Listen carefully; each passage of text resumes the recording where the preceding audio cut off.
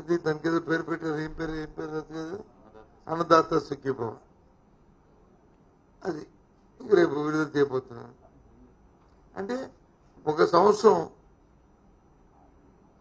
తల్లికి వందనం ఇస్తున్న ఒక సంవత్సరం సంబంధించిన 15,000 13,000 రూపాయలు అది పోయింది.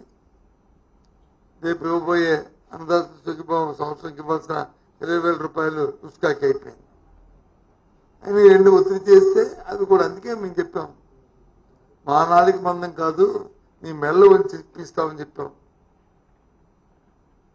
ఆ కార్యక్రమం ఇకపోతే రాష్ట్రంలో శాంతి భద్రత పరిస్థితి చూస్తూనే ఉన్నాం. ఎక్కడ చూసినా సరే మహిళలపై అత్యాచారాలు,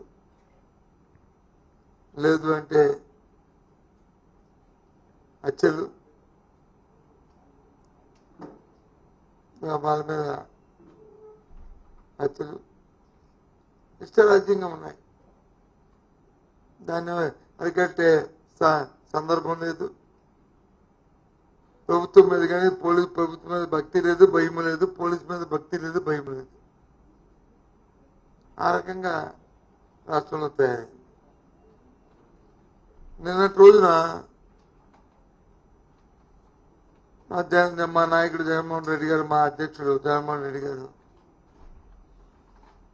మా పార్టీ సంబంధించిన మాజీ మంత్రి గారిని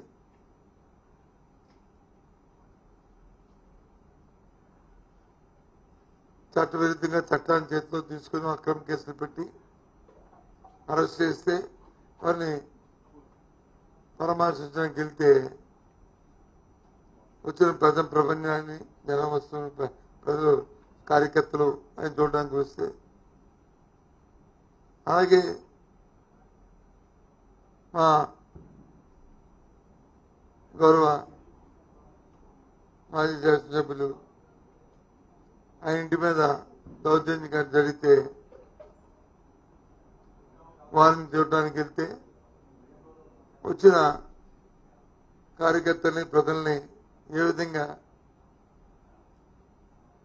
నిన్న జరిగిన ఎప్పుడు కనివిని రీతిలో రహదారులు కూడా పొక్కులతో తవ్వి వాళ్ళని రాణికంట అడ్డుపెట్టడానికి ప్రయత్నం చేస్తున్న నేపథ్యంలో అయినప్పటికి కూడా పెద్ద ఎత్తున ఊత వాళ్ళు వస్తే రాష్ట్రంలో అధికారులు ఉన్న శాసనసభ్యులు, మంత్రులు వారి తాలూకా సహనం కోల్పోయి వాళ్ళు ఏ రకంగా నిన్న మాట్లాడారో పత్రికల్లో, టీవీలో చూసాం.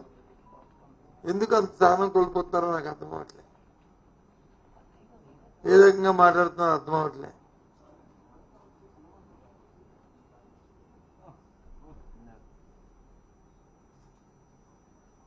ఆయన వచ్చి మాజీ శాసనసభ్యుడు ఇంటికి వెళ్ళి ఆయన పరామర్శిస్తే ముఖ శాసనసభ్యుడు అంటాడు, మరి ఆయన మాట్లాడిన మాటలు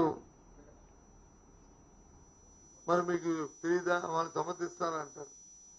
ఎవరిని చట్టపరంగా కానీ చట్టానికి వ్యతిరేకంగా చేసిన ఎవరిని మేము సమర్థించాం. సైమల్టేనియస్ గా అది కూడా మీరు గుర్తెరగాలి.